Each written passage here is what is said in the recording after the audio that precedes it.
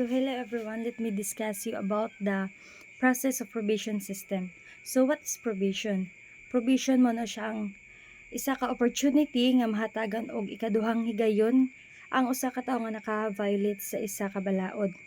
Apan imbis ka diretso ka mapriso, siya magpabilin nga gawas sa bilangguan ubos sa piho sa kondisyon.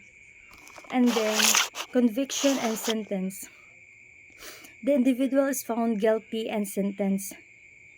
Example, si Juan nakasala o gikondinar na siya sa og 6 ka tuig nga pagkapriso. So sunod is ang filing an application. Within 15 days of the promulgation of the judgment or within the period for appeal, the convicted person files an application for probation with the trial court. So si Juan nag-file og application para sa probation sulod sa 15 ka adlaw human sa pagtangtang sa iyang paghukom. So next ang initial supervision. The application is granted. Granted ang probationer, dapat mo report largo sa probation office within 72 hours. The probationer will be under initial supervision. So next, violation and warrant of arrest. Kung si Juan naka-violate sa condition of probation, ang korte mag-issue sa iyaha og warrant of arrest. So next, appeal. Kung ang convicted person mo disagree sa decision, pwede gihapon sila mag-appeal to a higher court. Apan mahimo gihapon nga mag-grant ang iyang application para sa probation. So ang next, provisional remedies. While the appeal is pending, ang korte pwede mo grant og provisional remedies such as suspending sa mga sentence or paggawas sa akusado pinaagi sa pagpiyansa. Susunod mo ang court decision. Ang korte mo decide kung i-grant o i-deny ang probation within 15 days. So next mo ang post-sentence investigation. Ang probation office magkandak og post-sentence investigation para matabangan ang korte sa pagbuhat og decision. So, violation of probation condition. So, violation occurs mo na siya ang probationer ni violates sa condition sa iyang probation. So, ang next is informant reports. Ang informant reports na ay tao nga naka-report nga ni-violate ka sa condition sa probation office. So, next is investigation.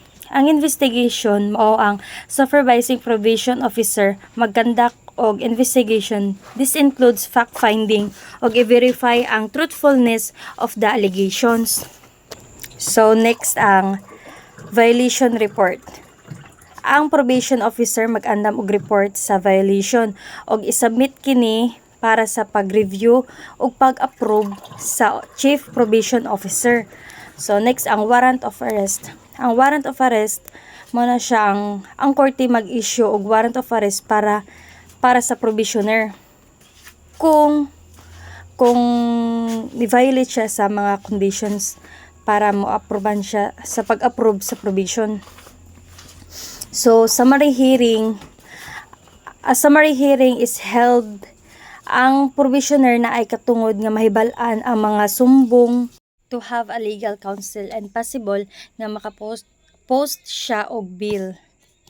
Trial court decision. So, ang korte mo decision kung madayon or ma-revoke or modify sa probation. Kung ang original sentence dili maariglar, ang korte mahimong magpatuman sa original nga sentence. Change of residence or transfer of supervision. Solution process mo ni siya. Request for change of residence. So, ang probationer mag-file og request para sa pag-ilis sa iyang puy-anan dito sa opisina sa probation. Nga magaingon ka dito kung unsa imong mga rason nganong mobalhin ka og residence. Approval. Ang CPPO or OIC magsumiti sa request ngadto sa korte para sa pag-approve. So transfer of supervision. Sa pag-approve, ang pagdumala ibalhin ngadto sa executive judge sa RTC sa bag-ong lokasyon ubos sa pagdumala sa probation office. Termination of probation. Final report submission. Ang probation officer mag-submit og final report ngadto sa trial court.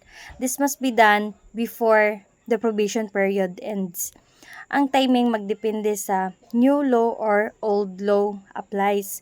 So, timing, new law mo na siya ang ubos sa bag-ong balaod. Ang report is submit labaw sa 5 days sa dili matapos ang probation.